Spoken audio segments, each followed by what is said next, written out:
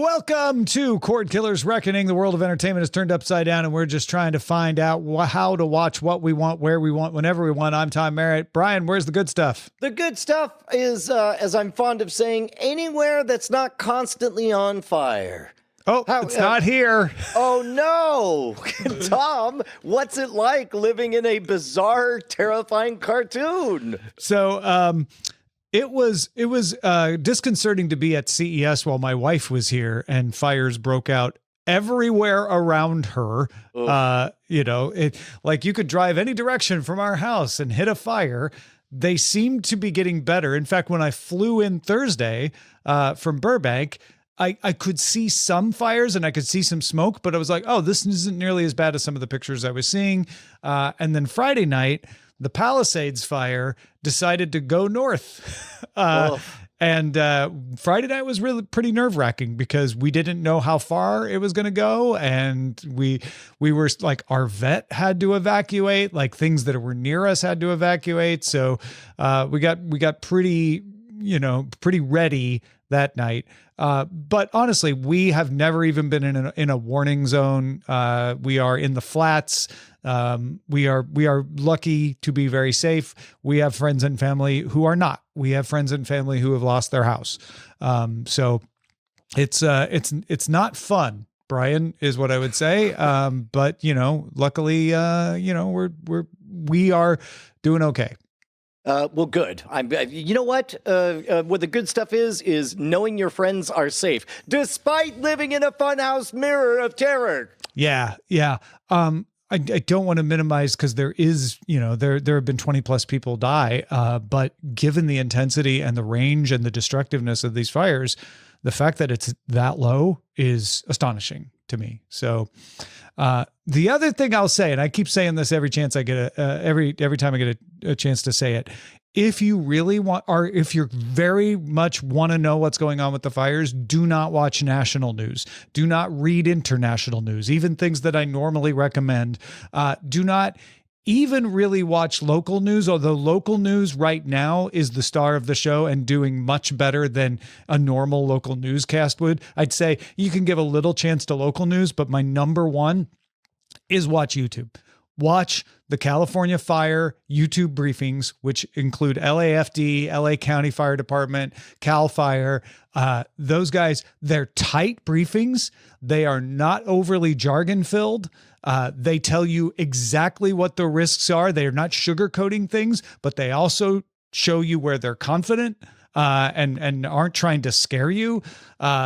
It's amazing. And since Eileen and I have switched from social media to television news to those YouTube briefings, our anxiety level has gone down tremendously and our informed level has gone up tremendously. It is kind of bonkers. And I think this all belongs in the show because we're talking, it's sort of media analysis, but you are living through the strange experience of what if one day just dragons were suddenly real and nobody was entirely clear when one would come for them or in what circumstances or, whether or not they had dragon insurance or what have you. I mean, what an extraordinary experience. And again, says the guy safely all the way in a totally separate tinderbox in Central Texas. I feel the same way.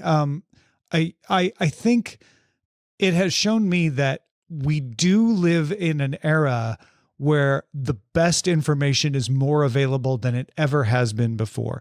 The reason I know about those YouTube briefings is an app called Watch Duty. Watch Duty is run by a nonprofit bunch of engineers who created it for California fires in the past up in the Bay Area.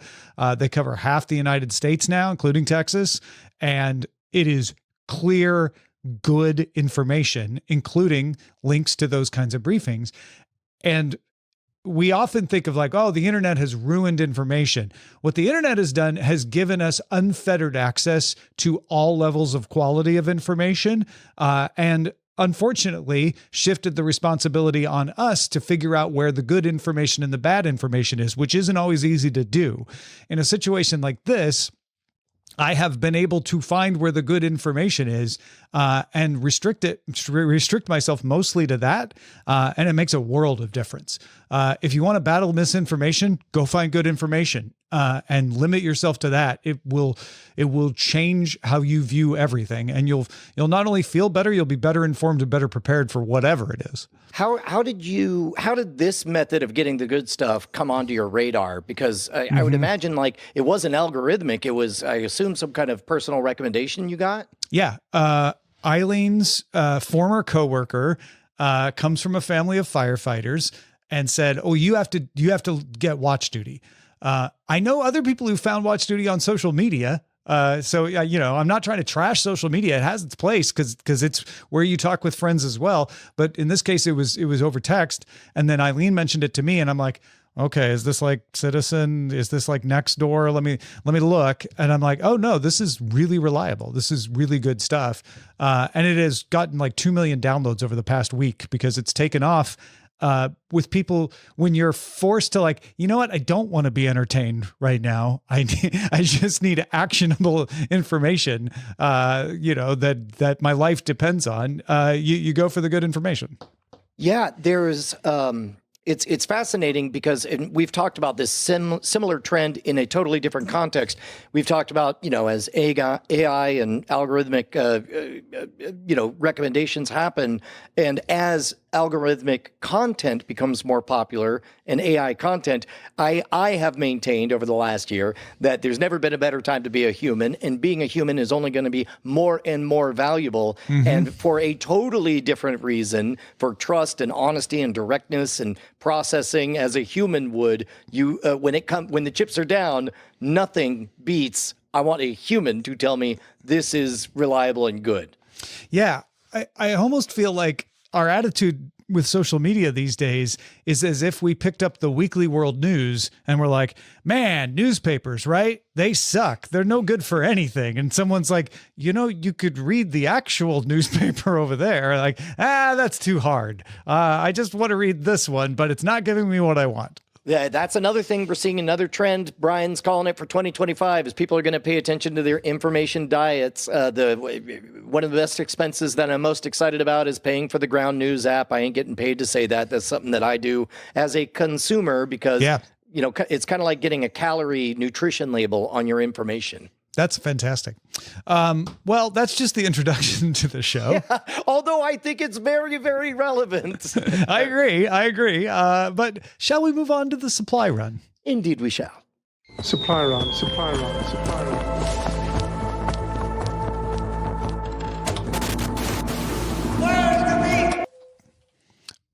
Earlier this week, we learned that Disney was creating a joint venture with Fubo, 70% owned by Disney, that would operate Fubo and Hulu Plus Live TV. As a result, Fubo dropped its lawsuit against Venu.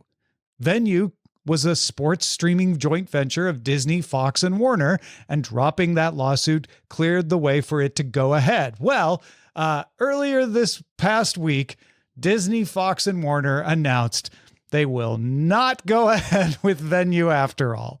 The Venu folks issued a joint statement saying, "We determined that it was best to meet the evolving demands of sports fans by focusing on existing products and distribution channels." Yes, and 2 days ago, satellite providers DirecTV and Dish sent letters to federal court indicating they'd like some of Fubo's legal questions about bundling and antitrust answered anyway. So it's just as likely that the companies realized that they would have to continue to fight in court about bundling if they went ahead and potentially lose that fight and lose the ability to bundle even on traditional cable TV. And since the case was starting to look like it could rule on that, they said, you know what, let's just not do Venu. Fox seems the most happy. Back channels say that the folks at Fox were like, yeah, we were never that into it. Disney kind of talked us into it, and we're happy to just make money directly ourselves. Warner lost the NBA in the time period since they had launched Venu, so they aren't as valuable to the other partners now because they don't have as much sports. And Disney is looking at their joint venture with Fubo and going, well, we can kind of create Venu ourselves, just right here without needing to share any of the money with the partners. So it all fell apart. So this is going to be overly reductive, but as somebody in the periphery of this, all I really pay attention to is everything changes so quickly. You have a whiplash effect. And usually when that happens, there are two advanced minds such as your own who are keeping the shape of the whole story in their head. There are definite winners and definite losers, and then a lot of could go either ways. Could you run down some of the definite winners and definite losers in this? Well, definite winner is Fubo, for sure. Definite winner is, I can't tell if Disney's a winner or not. Some shareholders are already telling Disney to back out of the Fubo deal. Like, you needed to do it to get the court case to go away, but just just pay the breakup fee, pay the $130 million breakup fee, and just walk away from it. I think Disney is doing a smart thing with the joint venture with Fubo, so I disagree with those shareholders. So you'll find varying opinions on that. I think Fox is kind of a winner, because I think they would have been a junior partner, and this gives them more flexibility and they can do some more interesting things here. And I think DirecTV and Dish are losers, not because, they risked anything, but they could have gotten a really cool deal out of this if Venu had gone along and they'd kept going with Court, but they're not. Skinny bundles are happening anyway, though. So that's the other thing, is you aren't seeing the big fights over bundling that you used to, and Disney didn't want to ruin that. They're like, oh, we're able to get a skinny bundle in anyway, so let's not mess with that. So the man, I guess I don't have too many other questions about this. This is definitely, when's the next time we think we'll see a significant play on this story? Are we done with the whiplash phase? Yeah, I don't think we will. I guess the only possibility is if Disney walks away from the Fubo deal. That would be the next time we talk about it. And we wouldn't talk about it in a large amount at that point. We'd be like, well, shareholders got their way. Fubo is going to be left to its own devices, but there's no venue for it to sue. So forget it. I don't think, if Disney was going to drop Venu, I don't think they would have given Fubo all this money if they didn't think it was worth it. So I don't think they're going to walk away from it. I think Fubo and Hulu plus Live TV as a joint venture is incredibly smart. It may not last forever, but it's a wonderful bridge for Disney to say, hey, folks, you want a streaming TV service that's simple with all the sports? Come on over. We've got it here, because Fubo does have Fox. It does have Warner channels on it, and Disney can now use its leverage to keep that coming. They might make the perfect sports streaming service out of Fubo. And I think there's a big demand for that. So I guess if Hulu plus Live TV and Fubo merged, maybe that would be the other opportunity to talk about. But that's not a event that we could see coming from a mile away. That's going to be something that sort of pops up out of the blue. Yeah. I mean, and yes, they are merged in the sense that they're going to be part of the same joint venture. But that joint venture is 12 to 18 months away from closing. That's the other weird thing, is like, you could close this today. There's not going to be any regulatory opposition. There's not going to be any antitrust opposition to it. So what's taking so long is another thing that people ask. And that's causing some people to say like, well, Disney just wants to walk away from it, so they made the closing period really long. I don't know if that's true.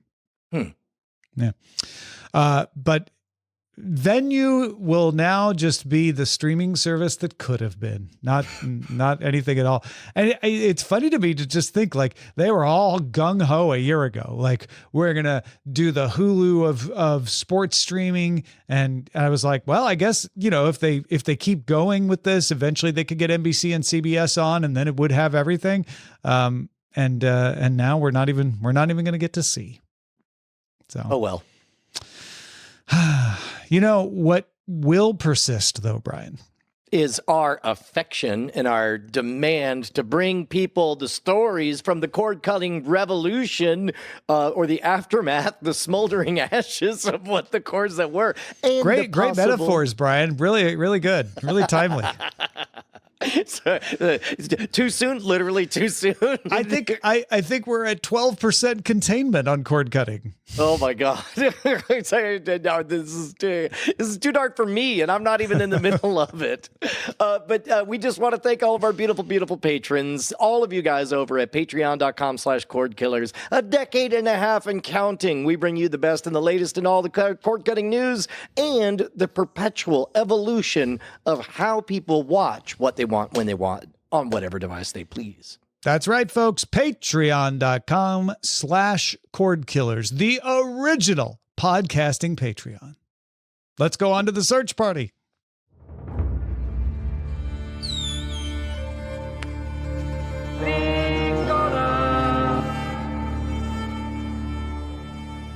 I'm assuming, like, you know, original Rays in New York, where there's 12 of them. You can say you're the original podcasting Patreon. I think we have a legitimate claim to that throne, because Patreon, of course, was created for creators on YouTube, and as far as I know, we were the first podcast who had ever joined, and we were patient zero. There may have been smaller. We were at a time the biggest podcast on Patreon. It's a Thing started a Patreon first. It never used it. But when Patreon launched in the summer of 2013, I started a Patreon for It's a Thing, and just never, we just never told anyone about it. So it doesn't count. I gotta believe there's some other podcasts that were on Patreon between that summer and December that may have done the same thing, but I challenge the audience to find them. Yeah. They're not around anymore. Cordkillers@gmail.com. Hit us up if you find... I waved my USB-C adapter at you. They're not around anymore. I outlived them all. All right. Let's talk about a few things that are coming to your screen soon. The Last of Us Season 2 coming to Max in April. Not a specific date yet, but we got a trailer. Itty bitty, just 1 minute long. It's a teaser. It's not a trailer. It's a teaser to be completely accurate. But Abby grew up since we last saw her. Well, you mean Ellie? Abby is a brand new character that we did not meet in the first season. Oh, that's what was confusing me. I thought I was looking at Ellie half the time. Okay. Yeah. And as a matter of fact, in the game, I already get to be that guy before it even came out. In the game, Abby's physique is unmistakably different from Ellie's. Ellie is small and lithe. You think of kind of the physical archetype of, say, what's her name from Game of Thrones? A small 14-year-old girl. Whereas Abby has the physique of a bruiser. And the entire time you're playing the game, there's no mistaking her broad shoulders. As a matter of fact, my daughter was frustrated when she heard about the casting for Abby in Last of Us Season 2 or Part 2, because she didn't think that the character or the actor could bulk up for it. And the fact that you were not instantly able to tell it was a different person maybe confirms Josie's thesis. We'll find out when it comes out. Yeah, I can never remember Ellie's Game of Thrones character name because the actress's name is Bella Ramsey, and I immediately think of Ramsey Bolton. Yeah. That's right. Yeah, that does throw it up. But she wait, what was her character in Game of Thrones? She was also in there. I was thinking of Arya Stark for the physical archetype, but meanwhile, wait. Yeah, her name is Bella Ramsey. Her actual Lyanna Mormont. Mormont, that's what it was. Yeah, relative Lyanna of Mormont. Jorah Mormont. Boy, remember when we were tracking all that stuff 10 years ago? Everybody knew lineage of about I could have thrown that name off the top of my head. No need to look it up. Well, we'll soon be that way about Abby and Ellie on The Last of Us. It does show Ellie walking down a hallway, pointing a gun. Anything in particular that's non-spoilery that struck you as a fan of the game watching this teaser? I've mentioned before that I feel no need to watch the trailer outside of a civic responsibility to this program. I'm already all in, and I played the video game. What I saw was congruent with what I remember from the game. Okay. I'd be more curious, Tom, as somebody who doesn't know what's coming. What was that like? Or did this teaser anything- did nothing for me. That's what I figured. It Now, is granted, a I bunch am of noise. I am a little distracted. You do have a little bit of real life happening. Yeah, but I was like, okay, so a woman that I thought was Ellie, that's not Ellie, is walking down the hall, and then there's Ellie. Okay, there's Pedro Pascal. Yeah, okay, I was already going to watch Last of Us season 2. This didn't stop me from watching Last of Us season 2, and it was fine. I was like, oh, so we're gonna have more drama, is what I've learned. Good. Yeah, which makes sense that that they would kind of play the safe route here. I think that they know that they get to ride the reputation of the previous season, deservedly so. Yeah. And I think we're all buckled in, and they're just showing up to say hi. It's happening. To be honest, we saw a similar thing with Squid Game, where every so often, you're right. a new trailer that revealed absolutely nothing showed up. By the way, did you end up watching Squid Game 2? I did. I watched all of season 2. We watched it in a couple of days. It was interesting because I was worried that it would be either too repetitive or just not have a storyline that I thought I cared about. And instead, I thought they did a good job of avoiding the pitfalls of repetitiveness, giving me a believable reason why our main character would return to the game, and having it change in a way where I knew, okay, I'm not just going to get a retread of the same story. I'm going to get something different.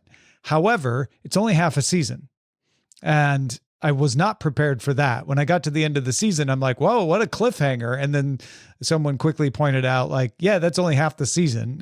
So they pulled a Dune Part 1 on us. Sort of, although I think Dune Part 1 stands up as a whole movie better than the first half of Squid Game.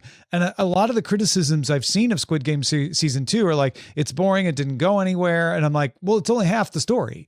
It's the kind of story that when you get to the end, you're going to be like, oh, that was worth the ride. But right. It's like we went on an amusement park ride and we got to the top of the roller coaster and they said, okay, everybody off. Next June, you can ride the second half of the roller coaster. That was really good pre-work we all did. It's going to be a heck of a ride when we come back. See you in 6 months, people. Yeah. Exactly. I was like, I enjoyed the ride up to the top of the roller coaster, but yeah, it's not as fun as finishing the roller coaster. So well, that explains why I didn't hear so much, because Squid Game 2 was like, obviously couldn't help but hear that it was coming out around the holiday time. But I was waiting for the, oh my gosh, have you watched? And I didn't get any of it, and I had forgotten that it came out. And so I guess I'm still waiting on the friend of a friend, back to the whole personal human recommendation side of things. But I would recommend waiting until the second half comes out. And then after I've watched that, I could change my mind, but I'm guessing I'll be able to recommend, like, yes, watch the whole thing now. There's some really cool characters, really interesting characters in this season. Some people find them cringy, and I'm like, yeah, they're supposed to be. That's who that character is. Yeah, you're right. So there's also, don't want to get spoilery, but there's the character that shouldn't be there kind of situation, the double agent kind of situation. We get a little more backstory on a person who's just a guard, and get a little more from that perspective, which I think that's a rich vein. It's give us a blank canvas where we can find out an interesting standalone or possibly not a standalone story. And like, why is that person there? What are their motivations? We get a little bit of the inner workings of the code of conduct amongst the guards, versus management and what management wants them to do. Oh, that's interesting. So we get a kind of a blue collar, white collar story happening. This is a very minor spoiler that I know Brian won't mind, but I'll just put it out there in case someone else minds. You can just skip ahead 30 seconds. It won't take long to tell. But there's a point where one of the guards is shooting the people a second time to make sure they're dead, and their coworkers yell at them. They're like, "Will you stop that?" Like, we don't do double taps here. Yeah. You don't need to be so by the book, okay?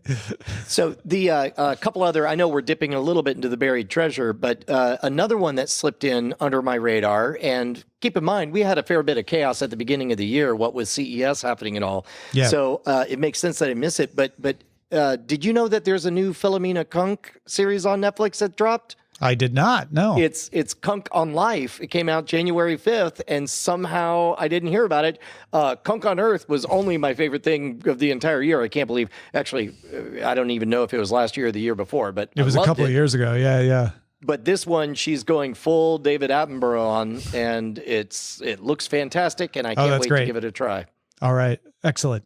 For those of you who prefer a more innocent frame of mind, I'm sorry, but instead I'm going to tell you about My Melody and Kuromi, a new stop-motion series featuring Sanrio's beloved characters, debuting in July on Netflix. If you don't know, My Melody is kind of, a human, nice version, somewhat. Sanrio fans are going to hate me if I say like Hello Kitty, but to people who are uneducated, close enough. Stylistically, I have to imagine it's in the same ballpark. Yeah, but there's a little bit of enmity between My Melody and Hello Kitty fans sometimes, as there are in these fandoms. And Kuromi was just introduced in the last 10 years and is the new star of Sanrio, because Kuromi's kind of a goth character. She's evil, but not really evil. And so we're good to see My Melody and Nemesis Kuromi in stop motion too, not just animation. So not faux stop motion either. Actual stop motion, question mark? I might have done the thing where Brian asks a question that Tom doesn't already know. I don't know the answer to that at all. And I don't know that they said. Like, is this animated stop motion? Did they simulate stop motion? Or did they actually do stop motion? I believe that this is the first stop motion animation series from Toruku. That leads me to believe it might that it's real stop motion. Well, maybe somebody who follows this can tip us off, cordkillers@gmail.com. The sequel to Mel Gibson's The Passion of the Christ production could begin in 2026. It has been in development at least since 2016, and Mel Gibson told Variety, "I think in order to really tell the story properly, you have to really start with the fall of the angels, which means you're in another place. You're in another realm. You need to go to hell." Tom, I'll take sounds like a segment from last week tonight on John Oliver for $100, please. First of all, in case you, like Brian and I, immediately went like, the sequel? It's the resurrection. They didn't get to the resurrection in The Passion of the Christ. So the sequel is rolling back the stone 3 days later. Maybe they could call it 3 days later. Well, and I guess when it talks about the fallen angels or whatever, I was like, wait, wouldn't that be a prequel? Question mark. So who knows? It far be it beyond me to try to interpret what Mel Gibson is thinking. But if it were me and I was saying these words, what I might mean by them is, if it was you, you start with a flat, in stories, often you start with a long ago, right? Like ages ago, this happened. And then you flash to the present of your story. And it's like, oh, now I know the backstory of the history of this world I'm about to visit. Right. So, it's 2001: A Space Odyssey starts that way. It starts with the monolith showing up and teaching the monkeys how to use a bone to fight with each other. And then flash forward, we're in 2001, and they've discovered the monolith, and you go from there. I get the feeling that might be what Gibson's saying, is we have to show the fall of the angels to understand that there is a hell and what it is like. And then we can start the story of the sequel where Jesus dies and descends into hell. So I want to be sensitive to this, because obviously this property, this intellectual property, it feels weird to say, means a lot to a lot of people. It's a lot It's of public domain, but yeah, translations could be It is IP. based on the best-selling book of all time. Yep. But this is in practical terms. There are certain structures to stories that you see across the board, and if you have a single movie, and then the second movie is essentially a series of trials that ends with a hopeful uptick at the end. I'm talking about, let's say, Empire Strikes Back. That usually is a tee-up to a third movie. So, Tom, can't believe I'm saying these words. It's very strange. Would you like to speculate what the third in the Passion of the Christ trilogy might look like? For my money, because again, you want the trilogy to look kind of like the first movie. You want the opening scene you want the first act to look like the first movie. You want the first movie to look like the entire trilogy. And this is a movie about suffering and perseverance and coming on. So I'm expecting from this sequel a bunch of terrifying, bloody torture scenes to bring home the gritty reality of the suffering that, people went through. And I would imagine that a third one would follow the apostles as they go out and spread the word, the message of Christ, and are tortured by people. I believe I forget which one was allegedly crucified upside down because he didn't want to die in the same manner as Jesus. Yeah, you could do that. That would be a legitimate sequel. That would be a legitimate third act. You could basically do the letters of Paul to the apostles, right? Yes. The letters of Paul to the church. So I mean, there is a trilogy: Old Testament, New Testament. I guess that's just two. Well, I mean, unless you're in Utah. Yeah, you can do Old Testament Gospels and the letters of Paul. I think in what little I know about the Passion of the Christ and what is being planned for the second movie, you got to go Revelations, right? Because it's the return of the King, essentially. Well, I mean, it depends on how you're telling the story, because it seems like the angle they had went for on the first one was a sincere, keep it dead simple, the real meat and potatoes, the core message of the story. The problem with Revelations, and now we get into actual biblical scholarliness, the provenance of Revelations is very, very poor. It's only been in the last 100 years that evangelical churches have used that as a lever to grow their congregation. So it's not as regarded as hard and fast as the core resurrection story is. That's true. And that ideologically might make them want to go down the road that you're talking about. But I mean, if he's talking about telling the story of the fall of the angels and setting scenes in hell. Yeah. But again, those are core. Those are confirmed canon. Those are unambiguous canon in a way that just Revelations is a little more fringy. Revelations is canon, now that though. I'm saying it, I'm saying Revelation did make the cut at the Council of Nicaea. So, by the way, please confirm that we're being respectful. Head on over to cordkillers@gmail.com. Tell us your picks for the story of the third sequel, the third movie in the Passion of the Christ trilogy. Also, we didn't even make it to talking about the rehabilitation of Mel Gibson's character. Well, look at that. We're out of time. Because I'm not sure if it has been. Good. He's making movies. Yep.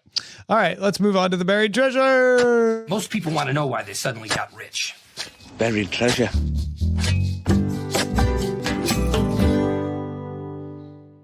I tell you what, Brian Brushwood, one way that I knew that I was getting a little more relaxed, not that I'm fully relaxed, but that the nerve-wrackingness had subsided, is when Eileen and I turned on the latest episode of Silo and were able to make it all the way through without being like, this is too nerve-wracking to watch. Oh, that's great. So I think I'm on episode 5 of the season. How many episodes this in season? season 2? Yeah. It's at least 10. Let me confirm the exact amount. There's a scene, the episode I just watched, there's a scene where they had to improvise a 10. way to breathe underwater. And yes. it was just that episode is called lovely. Descent. Yeah. Yeah, it was just lovely. And the character involved, I think we talked about his name. Doggone it. Now I've already forgotten. Yeah, Solo the actor. We spent all this time talking about how he's my favorite actor, it turns out. And I've already forgotten his name again. Yeah, that's what happens when someone's your favorite actor. You love them so much that you don't even care what their name is. You just love their essence. That's right. Steve Zahn. Thank you very much. Thank you. Singer. Steve Zahn. He brings just such a presence and innocence to his performance. It's just a joy to watch. Highly recommended. Yeah. It's really good, and it has continued to be good in season 2. I know the Hugh Howey story is very good, and I think they're doing it justice, adapting it to the television screen. Man, I wish you were caught up though. I'll get there as fast as I can, and we'll talk about it next week, certainly in spoiler and time and after. Yeah, because we are a week away from the finale of this season, and it is episode 9 where you start to get answers that cause more questions. Oh, that's delicious. That's great. So I guess also if we're talking about stories that are getting wound up for promotion, we got Silo that's about to finish, and right now we're in the middle of seeing in the new media side of things a bazillion junkets and appearances, and the cast of Severance debunks bad theories about Severance and so on. It's just when there's a property that I like this much, I just get giddy to give myself over to the hype cycle of it. The hype cycle itself is part of the fun. As I've said before, I hate standing in lines unless standing in the line is an event unto itself. The fun. Yeah, and that's what I feel like is happening right now with Severance. Yeah, because we're recording this on January 13th, so we are 4 days. 3 days? 4 days away? January 17th, this Friday. January 16th, no? Oh, does it come out that evening? Maybe. Ah. Yeah. I like it. Yeah. Very excited for the return of Severance as well. I have been watching on DirecTV Now 2 local news stations that have been doing great coverage of the fires. KCAL Channel 9 is the sister station to KCAL CBS, and Channel 9 is news most of the time. So they've been doing wall-to-wall coverage. KTLA is the CW station. They were also doing wall-to-wall coverage. In fact, we both felt a lot better when we turned them back on, and one of them was showing reruns of a show and the other was showing a paid programming, and we're like, nothing's happening right now. They finally took a break. I am a big critic of local television news. I have been known to make the joke, turn that off, it's making me dumber. But that is because a lot of times to fill a half-hour slot every day of local news in a way that will make people continue to watch, you can't give nutritious news. Like, you just can't. I feel like local TV news websites are more informative than local TV news programs sometimes, because they know somebody will read the details that are well reported. They just may not watch it as much. When something like these fires happens, you see the really good organizations come together and provide quality reporting, and just they throw away the like, we need to get ratings, and they go straight to like, we need to inform. And I'm not saying they're the only ones, but the 2 that I've watched and the 2 that I stuck with were KCAL and KTLA. They've done a fantastic job. When I needed to know, like, what does it look like? What is happening right now? They've been very good about that. But not as good as the briefings that you are watching. Well, the briefings aren't on all the time, right? Mm-hmm. So the briefings are giving me like, where are we today? And you'll get like 2 of them a day. So in the meantime, like especially Friday night when things were moving fast, it was like, okay, I'm looking on Watch Duty and I see that they just added an evacuation zone, but I kind of want to know why. And so there's no CAL FIRE briefing for that. you go to KCAL or KTLA, you turn it on, and you see the reporter who's on the scene, talking to the firefighters on the scene, getting the information directly. And, these two did a great job. It sounds like the YouTube stuff is better for breaking news, but ironically, the local news coverage is the better regular huddle, where it's like, at this time. Opposite. Really? Okay. The YouTube stuff is the huddle. Okay. YouTube stuff is, I need to understand the situation, understand the plans, understand the expectations. And then the local news is, I need to know, I'm between briefings. What's happening right now? Right. And thankfully, the past couple of days, I haven't watched them as much because I don't need to know that. Things have not been moving as fast. But when they were, that was definitely the thing that we would turn on. Like, what are they saying now? What's the weather report saying? All that kind of stuff. So, not to go back in the weeds on this, but I did have one thought that I didn't ask about earlier. In moments of this, of high anxiety, usually everybody has kind of a litany of things they can do. There's things you can't do, and you make peace with that. But then there's things you can do. Is there like some basic rehearsed steps that everyone's doing for disaster preparedness or? Yeah, for sure. There's great resources, even at lacity.gov. They've remade the city website to just be resources. Like, here's what you need to do to prepare. If you have lost your home, here's where you can go to get assistance. Here's where you can go to fill out paperwork. Here's where to go to get things like birth certificates, if you didn't have them with you. And what we did on Friday was we packed. We said, look, it is unlikely that we will have to go.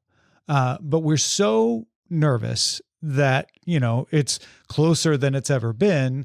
Let's prepare. And it made us feel a lot better. And when I say pack, I mean, create, first of all, get our earthquake kit. So if you haven't made one of those or something like it, disaster kit, grab that. Okay, now I've got everything that I can survive for the next 72 hours.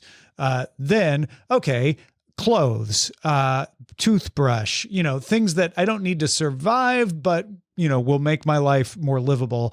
That's a bag. And then valuables, photos, things that you want to preserve, that's a bag. So that's kind of what we did. Which brings up, and again, I think this falls under the umbrella of Cordkillers topics, the interesting 10, 15 years ago, I wouldn't have thought I would be saying this, but now if I could grab one thing outside of my beloved family and pets out of the house, I think it would only be the Synology disk station. Like, have you thought through, it's a weird thing to bring up, backing up your data security. Sure. But as I understand, best practices are full archive in 2 locations plus 1 in the cloud. Yep. Is that what you do, or? Yep, or that's what I do. Tips? And it means that I grab my laptop and put it in my go bag because I keep almost an entire copy of important information on the laptop, and everything else is backed up in 2 other places. So if this went away around me, I would still have all my data. But that's something.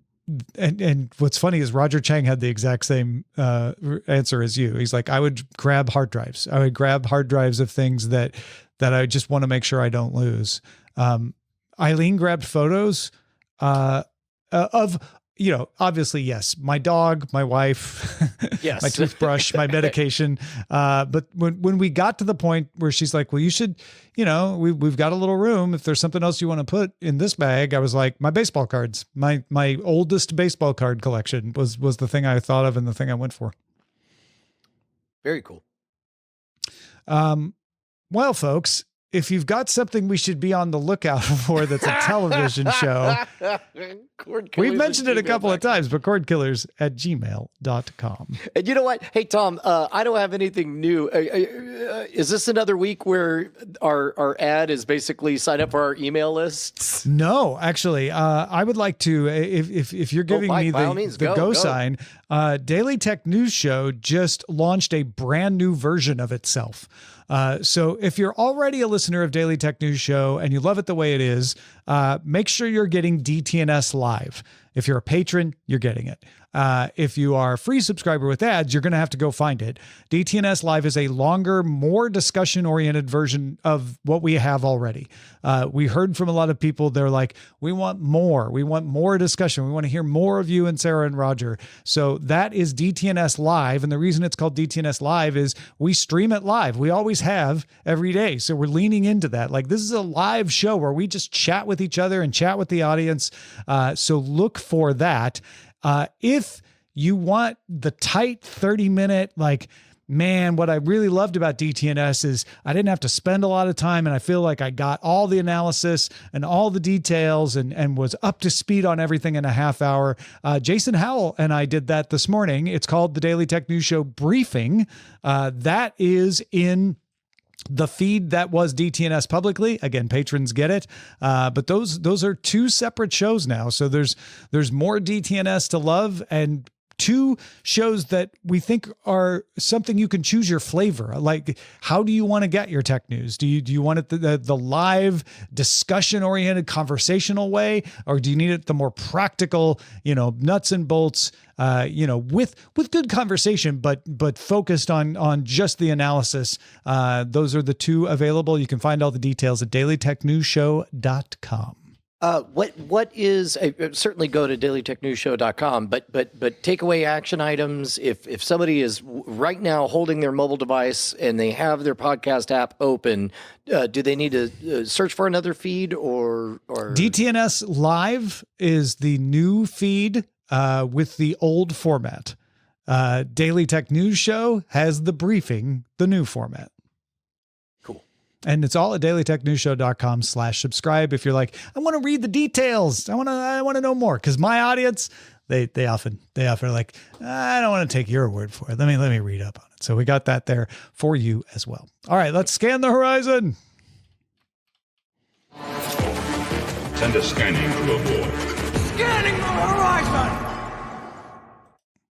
Spinco announced, I just love saying that until they come up with an actual name. Not its final name. Yeah, till they change it, or maybe they never will. Spinco, if you don't know, is the cable TV networks, for the most part, except for Bravo, that are being spun out of Comcast and NBC Universal into their own separate company. Spinco announced that Comcast's Val Borland will be president of entertainment, essentially head of programming. She is currently the EVP and head of content acquisitions, TV, and streaming for NBC Universal. So Deadline says this points to a mix of third-party acquisitions alongside original series. It looks like they are going to try to acquire things for these channels separately from what is acquired for Peacock, which will remain under Comcast. Cool. President of Comcast Advertising, James Rook, said during an interview on Wednesday at CES in Las Vegas that they are going to launch Universal Ads. Universal Ads lets marketers buy a TV ad from multiple media companies in one place. So think AdSense, like on Google, but for TV, which Google, by the way, also does. Partners include A&E, AMC Networks, DirecTV, Fox, NBC Universal, of course, Paramount, Roku, Televisa Univision, which is also part of Comcast, Warner Brothers, Discovery, and Zumo, with more partners to come. So Brian, I looked at this and I'm like, oh, it's Hulu, but just the ads. The idea with Hulu in the olden days was that multiple networks were teaming up to sell streaming versions of their shows and then sell advertising on them. This is, let's sell advertising across all of our platforms, but combine our platforms so that one company, Procter & Gamble, can buy ads in multiple places all at once. Make it easy for them. Yeah, I think this is a remarkable development, and I wish, unfortunately, there's very few incentives to not keep this relatively opaque unless you are actually showing up with dollars in hands to buy media on there. But I think it's a great idea because, as I understand, and this is something I'm starting to look into now. As I understand, the AdSense marketplace is essentially you do, you bid up for certain demographics of programming. They try not to make the ads specific to any one show. They make it, like I want to target Asian females 34 to 49 or whatever. And then however much that costs is where your money goes, and you reach the people. And I think it's smart and efficient. It'll be interesting to see how everybody gets along out of the gates on this, because in general, I'm certain all the buyers, all the ad buyers have their person or persons that they work with. I don't know. This is something I pledge to look into in 2025 because it's fascinating. Yeah. I can tell you right now, if the money goes up, the networks will stay in it. Yes. If the money goes down, they will probably leave it. Yes. But the promise is that the money would go up. I mean, it works actually similar to Acast, which handles the feeds for Cordkillers these days. We are not the only podcast on Acast, nor does Acast usually sell ads specifically for us. There are people buying ads, like you say, like, I want to reach this type of audience. And if Cordkillers happens to be in that bucket, then those ads can show up here as well. Yeah, man, unfortunately, we don't have 40 more hours for Brian to explain how media buying and advertising works. Yeah. But that is something that I think will be really interesting this year. The former chief executive of the parent company of MoviePass, Ted Farnsworth, pleaded guilty to charges of securities fraud and conspiracy after being accused of misleading investors over the service's unlimited plan. The U.S. Department of Justice accused Farnsworth and co-conspirators of falsely claiming that the unlimited plan was sustainable and would be profitable or break even on subscription fees alone. Farnsworth was aware that the new plan was a marketing gimmick just meant to attract new subscribers and artificially inflate the stock, which would then bring in new investors. And in reality, MoviePass lost money on the unlimited plan. But remember, he said a lot of things about data, but the data, and people were like, oh, I guess the data is valuable. I guess the data will make it up. I'll tell you what, I've forgotten the name of it, but I'm sure it's going to be easy enough to find. That hit piece of a documentary was fascinating, covering it. It turns out it's exactly what it looks like, all of it, all the way down. But you get, I remember that documentary doing a very good job of spelling it all out. The current phase of streaming, I keep saying over and over, is consolidation and monetization. Every time I see somebody going, now they're raising the prices. Oh, it's all mergers. I'm like, yeah, no, I've been saying that's what's going to happen for the past 2 years, and now it's happening. The consumer side of this is selection, though. You get to be picky. You get to decide, you know what? I don't want that one anymore. I tried a bunch of them. These are the ones that I'm going to stick with. These are the ones I think are worth paying. And according to Review's annual State of Consumer Media Spending Report, the average American spent 23% less on streaming subscriptions in 2024 than in 2023. I agree with everything you just said. Well, I bring this up because a lot of the analysis of this report was like, streaming is dying. It's a failure. And I'm like, no, this is exactly what was always going to happen. There were low prices to increase subscribers, and then they were going to have to raise prices to make it profitable. And when they raised the prices, a bunch of people were going to go, well, I'm not paying that anymore. And then we would see where the money went. Doesn't mean streaming is a failure. It means we are about to see which streamers are failures and which are not. Yeah. At CES, Peacock announced it is experimenting with mini games and short-form vertical video starting this month on Android and iOS. They're doing 5 games: Daily Sort, Daily Swap, Predictions, and Venn, as in Venn diagram. These are content-related games. So Below Deck, the predictions game, allows users to predict the outcomes of specific shows and sporting events, and then you check back after those shows have aired or that sporting event has happened and see how well you did. Peacock is also testing vertical video playlists, which is similar to what we talked about on Tubi. It's just a bunch of short clips from Peacock's library to get you to be interested in watching more things on Peacock. It is kind of funny to me that it's like, it's a fun game. Predict the ending of shows. Also sports betting. Yeah, it's just short of sports betting because you can't actually put money on it, but otherwise, yeah. But it's structurally is straight it's up. structurally identical, yeah. And who knows if it catches on? Yeah, exactly. The Discovery Plus plan with ads is going up in price, $6 a month from $5. Ad-free plan will be $10 instead of $9. Remember, they were going to get rid of this, and they said, no, it's too valuable, and now they're making it even more valuable for them by raising the price by $1. Yeah. And finally, the UK's official ratings body, Barb, has determined that Netflix was the most watched TV service in the UK from September to November, passing BBC One for the first time ever. BBC One pulled back ahead in December, but Netflix's average audience reach stood at 43.2 million at one point, compared with BBC One's 42.3 million. That's remarkable. I can't decide if it's long overdue or incredibly groundbreaking. Like, I feel surprised, but I don't know in which way. Like, is this?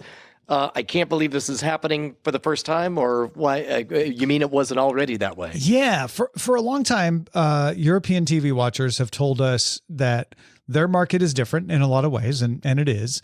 And one of the reasons it's different is that in the UK, for example, the BBC is publicly supported. In fact, other channels also get public support from the government in different ways, but BBC is fully supported by the license fee. And it is dominant. It is Auntie. It is the Beeb. It is eternal. It is the voice of England. It is the voice of the United Kingdom beyond England. And everyone watches BBC. So to have Netflix playing in that ballpark, passing ITV1 and passing BBC One is, I think, a bigger deal than Netflix being more popular than any given channel in the United States, because I don't think we just have any channel that's dominant the way the BBC is in the UK. Yeah, for the United States, the monoculture of the big three and then big four broadcast, I guess we can count PBS in there too. That's what, 40 years in our rearview mirror at this point, whereas BBC still, like, the monoculture still exists in UK. And yeah, there's Channel 4 and ITV and such, but the BBC has always loomed large above them. So it was quite a big deal when it passed ITV 2 years ago, and it's stayed mostly in front of ITV ever since. It's a huge deal that Netflix would be the most popular TV, not most popular streamer, most popular TV in the UK. All right, let's get on to the chatter. You've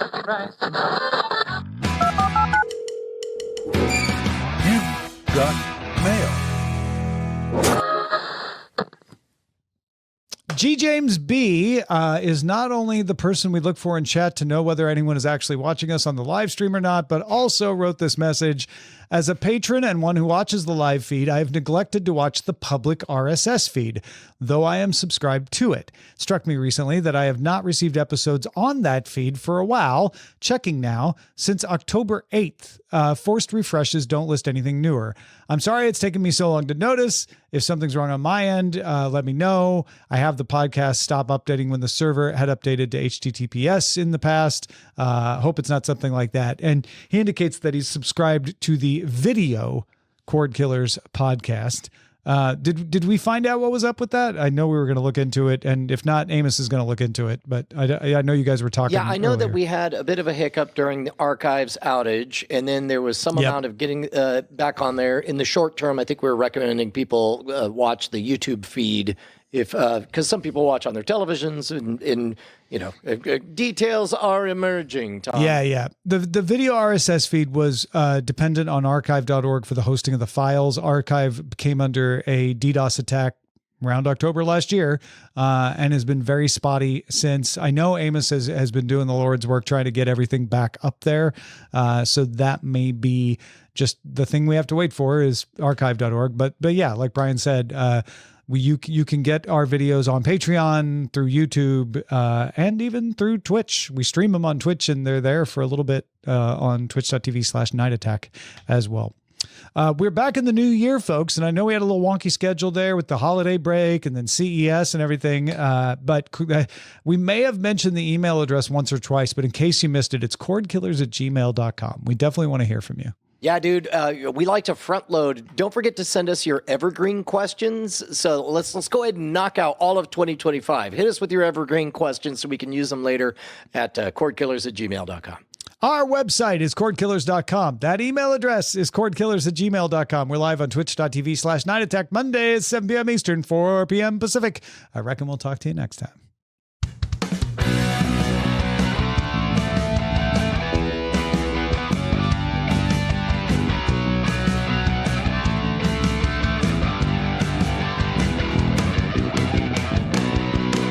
Diamond Club hopes you have enjoyed this program.